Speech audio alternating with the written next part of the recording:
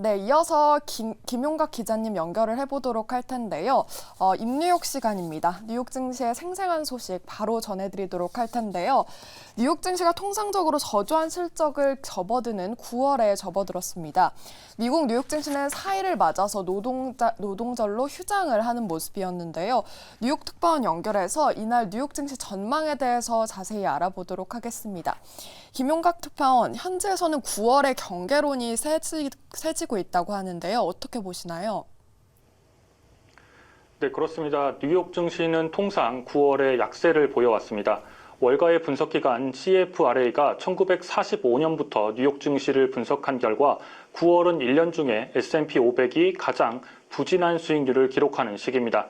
지난 8월에도 증시가 약세를 보인 바 있는데요. 8월 한 달간 다우지수는 2.36%, S&P 500 지수와 나스닥은 각각 1.77%와 2.17% 하락한 바 있습니다. 이에 이 같은 추세가 잔인한 달인 9월까지 이어질 수 있습니다. 월스트리트저널은 투자자들이 주식 상승에 의문을 제기하고 있다고 보고 있습니다.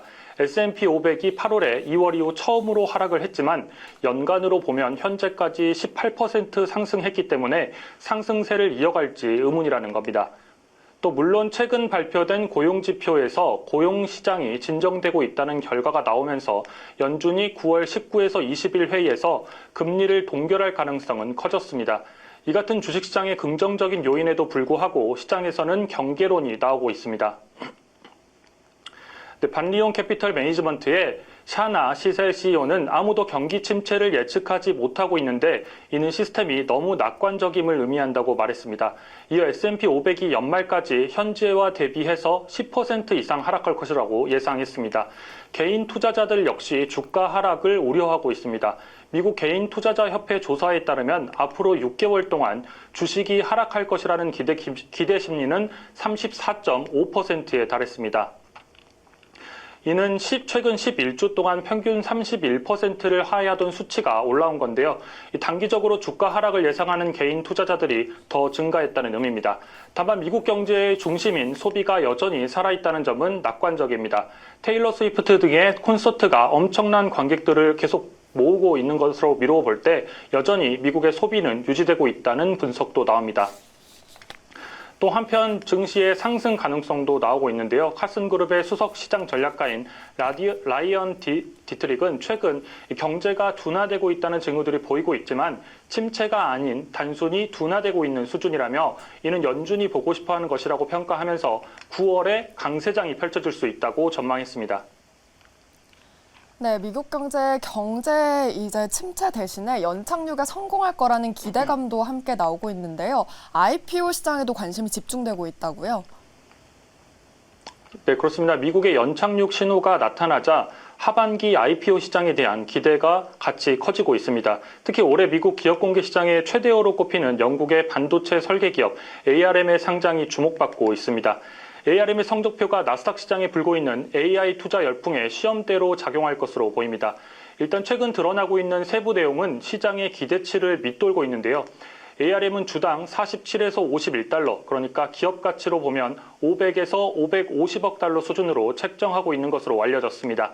이는 전기차 기업 리비안의 상장 이후 최고 수준이기는 합니다. 다만 그동안 시장에서 이야기가 나왔던 600에서 700억 달러와 비교하면 더 낮은 수준의 기업 가치입니다.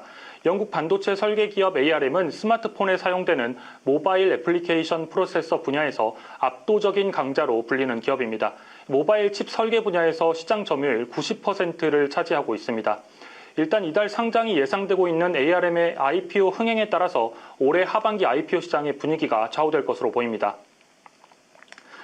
그리고 또 한편 미국의 자동차 산업에서는 대규모 파업 우려가 나오고 있습니다. GM과 포드, 스텔란티스 등 미국의 3대 자동차 제조사 노동자들이 가입한 전미 자동차 노조가 지난달 25일 찬반 투표에서 97%의 찬성률을 기록했고 이달 14일까지 임금 협상이 타결되지 않으면 파업에 돌입하게 됩니다.